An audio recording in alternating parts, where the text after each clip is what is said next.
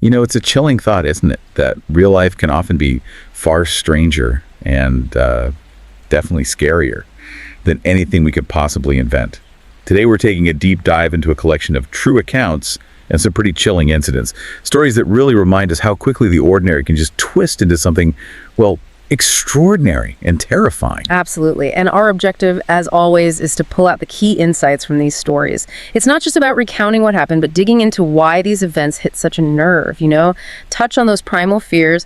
We'll look at how everyday moments can become nightmares, and also the incredible resilience people show when they face the truly unimaginable. Okay, let's unpack this unsettling reality first.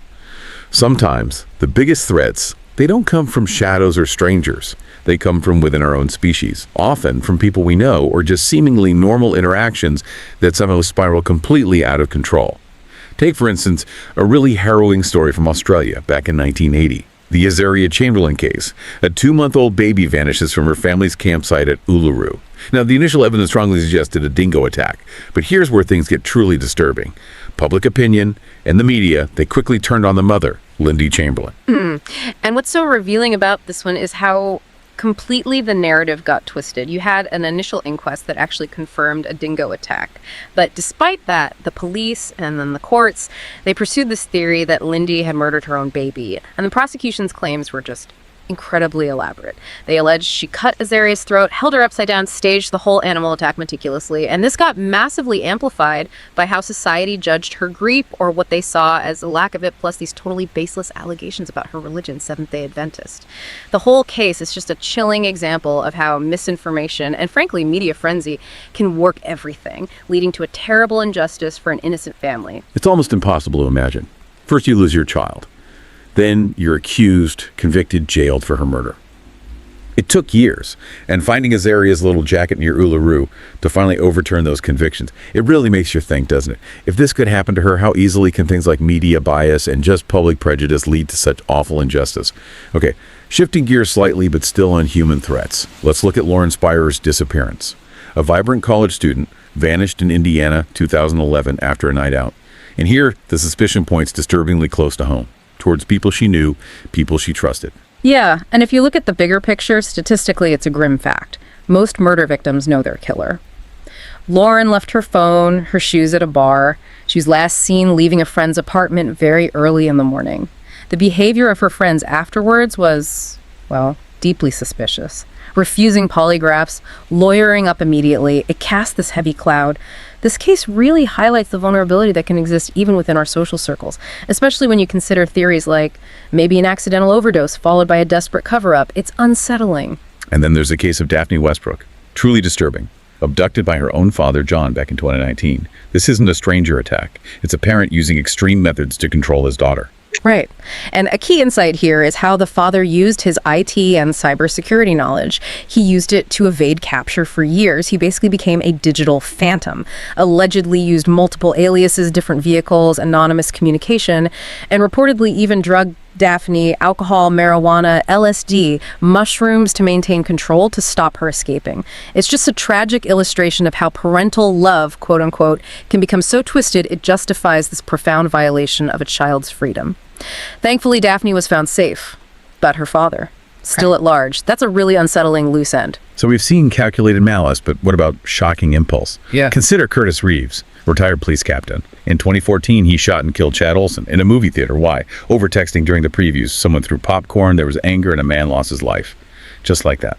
That incident is a chilling reminder of how fast everyday disagreements can escalate, especially when guns are involved and someone feels provoked, even mildly. And Curtis Reeves, by all accounts, was seen as an upstanding member of society. No prior criminal record. It really challenges our assumptions about who a monster could be.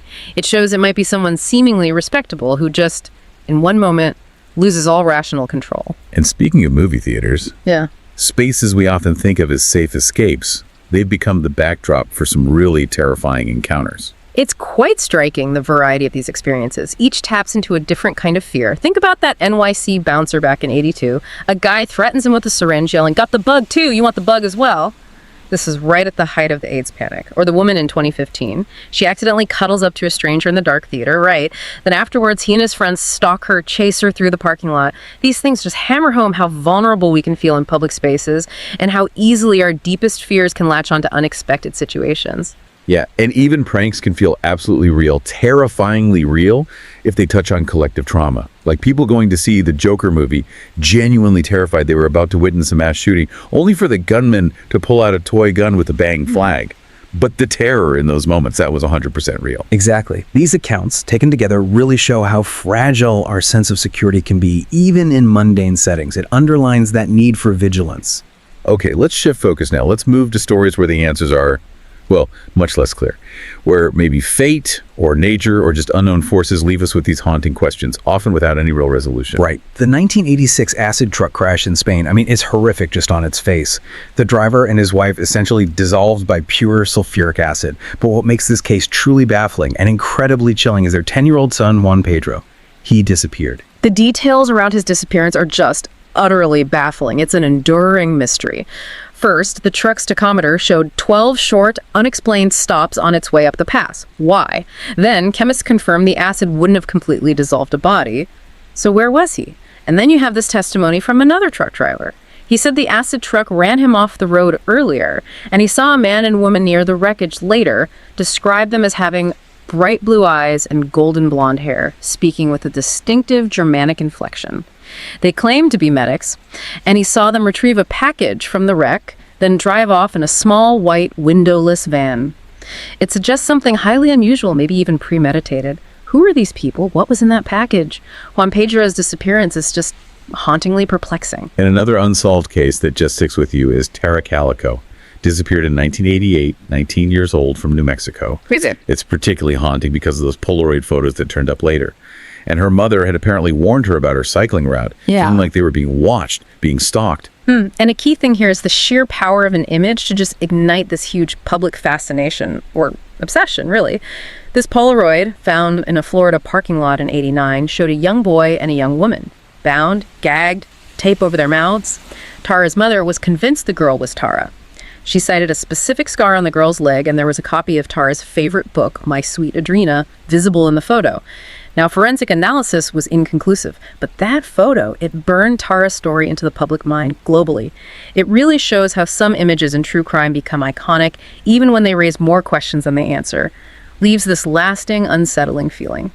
Okay, now let's look at a story that really blurs the line between, say, dark fiction and a horrifying reality. This involves a worker at a London cult film cinema. He notices this man, always impeccably dressed navy suit, old-fashioned wide-brimmed hat, and this guy seems way too interested in the ultra-violent Japanese anime films they showed, particularly fixated on one scene where a character rips out someone's heart. Yeah, and what's deeply unsettling there is the escalation. It starts with a disturbing private habit. The man in the hat was reportedly seen masturbating during this graphic scene. But then later, the chilling discovery of a real-life unsolved murder. A prostitute's heart was cut out right behind that same cinema. It forces you to ask, does consuming extreme violence inspire it? Or does it just reveal tendencies that were already there? And the fact that the murder is still unsolved, the man in the hat never found, it leaves this truly disturbing thought for the person who told the story, and for us. He might still be out there. Finally, let's touch on those moments where ordinary life just brushes right up against real danger. Moments that remind us how fragile our sense of security actually is, and how often maybe we have a narrow escape without even knowing it. Sometimes, a really mundane decision can literally do the difference between life and death. I remember this one time, I had this sudden craving for a Popeye's chicken sandwich. Made maybe a 10, 15-minute detour. Minutes later, there was a horrific, fatal car crash right where I would have been if I hadn't stopped. It really makes you think. That's a powerful example. It really underscores the huge role that tiny choices and just pure chance can play in our lives. It's quite sobering, isn't it? To think we often navigate incredibly close to danger without ever realizing it. Like timing itself is this silent guardian. Okay, here's another one from 2005. A 17-year-old just got her license. She sees an 8-year-old boy walking alone miles from anywhere on the side of the road. Seems like a simple act of kindness, right? Helping the kid. But it quickly turns terrifying. A man shows up, claims he's a social worker, gets really aggressive with her, says the child is a danger to himself and others. And this incident perfectly illustrates that tricky moral dilemma with bystander intervention.